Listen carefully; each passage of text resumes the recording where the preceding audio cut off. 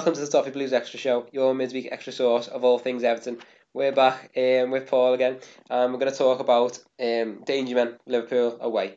We're going to talk about who we think Liverpool's danger men are, briefly, but more importantly, who Everton's danger men are, and how we're going to break them down, and how we're going to win the match, because we're going to win the derby at Anfield, we're telling you. But no, we're going to talk about where the threat's going to come from anyway, and how to break them down, and what we think their threat is as well. So in terms of danger men from Liverpool, it's obvious like there's quite a few. There's obviously the team of star players really. It's not to tuck up to them too much. Obviously they've got the quality, but we've got to deal with that. Would you pick out one in particular, Paul, or would you just say generally Liverpool's attacking threat in general? Just Liverpool's attacking threat in general, mate. I'm not going to bore people to death spending 10 minutes sat here saying, oh, Salah can do this and Salah's great and we need to watch out for Firmino and oh god, we've got to watch for Mane. Everyone knows how good their attack is. Yeah. Simple as that. They've probably got the best pure attack in the league. The City maybe run them close, but I think I'd edge to Liverpool because they've just got so much pace. Do you know what I mean? They're so devastating. They cut in. They score all types of goals. They score worldies. They score tap-ins. They score headers. They score scruffy penalty box scrambles. Yeah. Do you know what I mean? It's just absolutely, but near unstoppable. It's not. I've seen a few teams manage to kind of defend against them properly and keep them all quiet. It's not rare that we see it. It is rare that we see it. Not often that we see that a team manage to stifle all three of their attacking threats nowadays. But we're going to have to give it a go, mate. We're going to have to really, really train hard. And after what I saw last season, when we had Cuckoo Martin on the left, trying to mark Salah, the only way is up, surely, when it comes to stopping their attacks and handling our back line, keeping its head. Because when you go from big, fat messes like Ashley Williams and big, like borderline joke footballers like Martina to, you know, World Cup heroes like Mina and England internationals like Keane and players like Zuma who've got a lot of seasoning and look like they're going to be great players in the future. Our defence is basically what I'm saying is our defence is so much better than it is last year. Then you can only imagine we're going to be able to handle it better this year, no matter how good they are. Yeah, definitely. So, yeah, sorry, I was just going to say, if the player who could say the most they've got, again, I don't want to wax lyrical about any of their players. I'm not in the business of doing that. But the player who I'd shout the most for is Mane because he's a bloody good player. He's an absolute bastard of a player. He's so well against us all the time. I don't think I've ever seen him play badly against us, even when he played for Southampton. So, yeah, all their players, you've got to watch for all of them. But the one player I really, really don't want to see score against us is that fella Mane. Yeah, obviously he's up against Seamus Coleman as well. So in terms of pace, he'll be difficult to deal with. But hopefully Seamus will be able to put some shackles on him and hold him down. Because he is obviously a tricky customer along with the others. And obviously they've got Salah on the right as well. And he's not hit the heights that he did last year, but he's going to be a threat as always. He's got the quality, but I'm sure Luca Dean can have him in his back pocket. But no, I think obviously they've got Shaqiri, he's been playing in a bit of a free role recently as well in the midfield, so he's going to be one to keep shackles on as well because he's kind of the link up man and makes things happen in attacking midfield and feeds it to the forwards. So he's that fat little idiot. Yeah. I don't care saying this, if there's going to be a full-blooded challenge goes in where someone goes down on the floor crying, I pray to God it's him. He really, really annoys me, that fella, and he annoyed me at Stoke as well. It's just, mate, who do you think you are, genuinely? Yeah. He's looked at getting a club at Liverpool. I don't know why they threw him a bone. I know he's playing well, and he started good, but players like that, mate, they don't deserve to play for Champions League clubs that are as good as Liverpool. Whether you like Liverpool or don't, they shouldn't have signed him, mate. Out of principle, in my opinion, because he's an idiot and he's going to come back and bite them on the hand. He's going to cost them eventually because he's that much of just a little flute. You know what I mean? I really don't like the fella, and honest to God, if there's some argy-bargy, then I hope to God he's at the centre of it and that someone just gets a sly punch in on him. So I really don't like the fella. Really, yeah?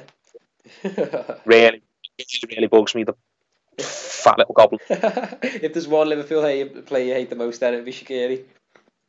I don't really like it. It's the Evertonian in me, mate. I don't like any Liverpool players just by default, and I'm not going to sit here and talk about how brilliant they are, even if it's the case. Just if there's one player who I don't mind talking about because I want to just slag him off, it's him. Yeah. Because I was so shocked when he got a move to Liverpool. I thought, what are they doing signing him? And I know he's a good player and he's justifying the move so far because he's played so well, but he's an absolute idiot of a fella. Yeah. It's just thinks he's something he's not. He's just Kevin Morales all over me. Same attitude. I'm the big I am me. As if walking around that Liverpool team like he's always belonged there. Yeah. It's like, mate, a year ago, you were one of the main reasons Stoke got relegated because your fat little arse couldn't be bothered putting in a shift and repaying those fans who made you their hero. Stoke brought you to the Premier League, and you just, my opinion, practically down tools on them. Yeah. Even as some of his own former teammates have said that. Yeah. Butland said it. Mm. Him, yeah, he didn't name names, but you know blatantly who he was talking about in the summer when he did an interview saying, "I'm so heartbroken. Stoke I've gone down. So many players who were here have just left the club without a care. They weren't bothered one bit about fighting." And he's just it completely. Just players like that really bother me, and I really if he can't get someone can't hit him or foul him and get away with it, then I wanted to see him have the worst game ever where all the fans are just abusing him afterwards, saying how terrible he was because he deserves it. Yeah. Have you seen what he come up with? I think it was today or yesterday. Obviously, I'm speaking a couple of days early. That kiss ass one line and he's got about how fan asked him to sign and he went no. It's like what I just say his first name. Jadon. Jade, whatever. It's like he never Shaqiri, mate. He never Jadon. Shut up. Stop trying to kiss ass. Stop trying to get likes off Liverpool fans in the Philippines. Be quiet.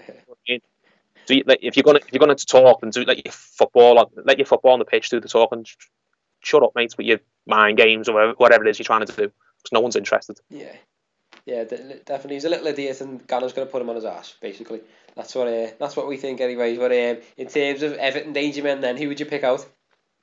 The player who I really think could make or break us winning or losing. Yeah. There's a few, but if I could only go for one, I'll go back to Walcott. Yeah. Honestly, because the game's there for him. This is the perfect stage for him, as I was saying earlier on. The stage is perfect for him to come in and just completely win everyone back around again and score a goal or set one up or just rip their defenders to bits.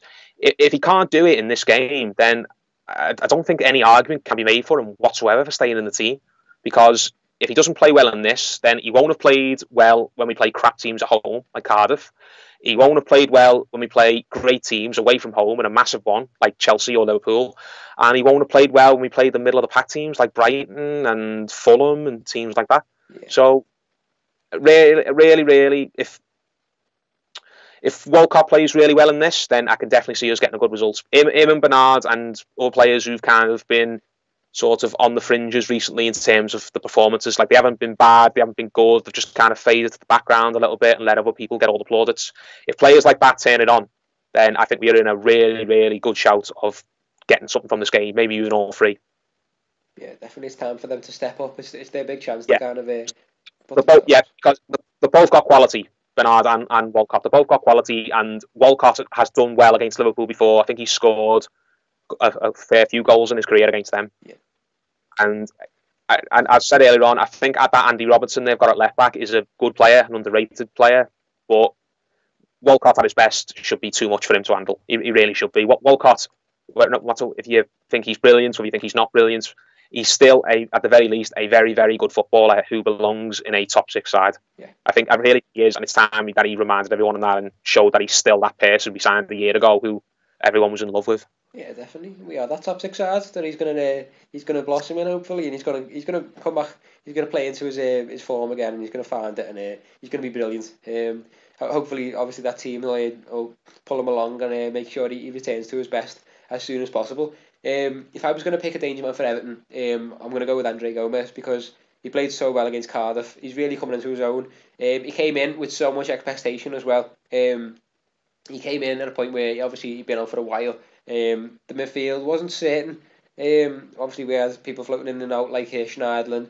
Tom Davies was getting a bit of a chance and struggling at times, but Andre Gomes has come in with everyone expecting him to be some majestic midfielder because he's a good-looking fella. Everyone just thought, oh my god, he's going to be brilliant. And to be fair, he has been brilliant. And what's that? Sorry, I was going to say he's been worth the wait, wasn't he? There was a lot of anticipation around him, thinking, oh god, when can we get this fella on the pitch? I want to see what he's all about. And he's more than fulfilled people's fantasies, hasn't he? Yeah, definitely. We were kind of wondering which Andre Gomez we were going to see. We were going to see the pre-Barcelona or the Barcelona Andre Gomez, and we've definitely seen the pre-Barcelona Andre Gomez, and he's really found, if not even better than he was at his former clubs, and he's really coming to his own. He's coming to his some really good form recently, and hopefully carry that into the Liverpool game. And as we were talking about before we started recording as well, we said if we're going to win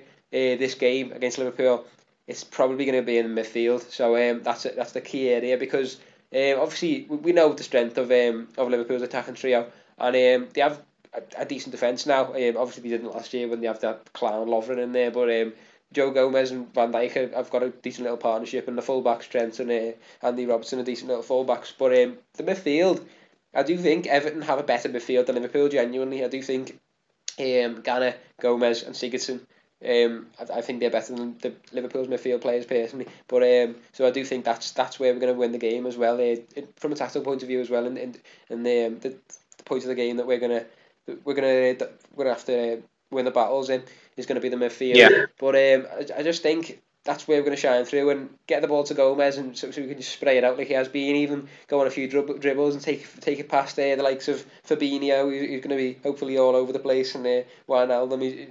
Definitely, I do think we've got the quality there, and he can just shine through and really have the game of his life if that wasn't Cardiff anyway, and carry his form into Liverpool. And I do think he can definitely be a threat against Liverpool. So he's my danger man against Liverpool anyway. But I don't know. It's going to be a difficult game. If we were going to go for score predictions, what would you say? You know what? I think it'll be 2-2. 2-2.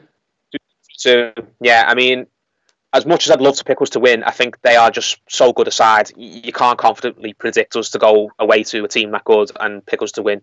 Yeah. Not at this point anyway. We are getting better, but we're not as good as we were hoping to be just yet. We haven't reached our full potential, no way near it in my opinion. But saying that, I think we are playing well enough where I don't fear going to any team in this league at any ground and thinking that we're going to get spanked. I just don't see it. I wouldn't go to the Etihad to play City and think, no, we're going to get absolutely destroyed here today. Yeah. Do you know what I mean? I think we're too good a side to get absolutely torn to shreds. Yeah. So I'm confident that we'll go there. That we are growing under this new manager. We've learnt a few new tricks, and we're going to go there and grind out a deserved points. It's not going to be the same as last season where we just go there and we're just sat on our 6-yard in our 18-yard box and we haven't even got a single player in the opposition half, and we're just basically trying to get out there alive and rob anything we can. It's not going to be that type of game. We're going to go there, we're going to pop our chests out, we're going to stand toe to toe to them for the most part, and we're going to earn a share of the spoils more than earn our share of the spoils. We're going to go there and prove that we are a good team, and we are a team that Liverpool can't just expect to roll over anymore. We're not that same Everton that just goes there and gets our bellies tickled. We're a bloody good Everton, and this bloody good Everton is here to stay, and they better get used to it. Yeah. So I'm going to go for a 2-2, personally. Interesting, yeah, that's a good one. Hopefully we'll be able to get 2 goals past them, because they've been quite defensively resolute this season. But I'd love to see us put 2 goals past them. But I can see it being, I can see a 1-1, but hopefully we'll get a late goal. I can see us getting a late goal, and do you know what? I'm going to go for a 2-1 win. I can see it being 1-1 for the majority of the match, and then I'd love to see us get a sneaky late winner for the first winner on Anfield for 19 years. And imagine it. And if there was one man to do it as well, I'd love it to be Yerry Mina. I'd love last minute. Mina, wouldn't it? Just go to some pitch invasion. Yeah. Plus, in pitch invasion by all the Evertonians. Do you know what I mean? I'd absolutely. Or just memorable scenes again where there's that fella like throwing his whatever they wear, his his crutches up in the air. Do you know what I mean? Just absolute limbs in the Everton end. Do you know what I mean? Yeah. That's our view anyway. That's our segment sorted for the Danger Men against Liverpool away.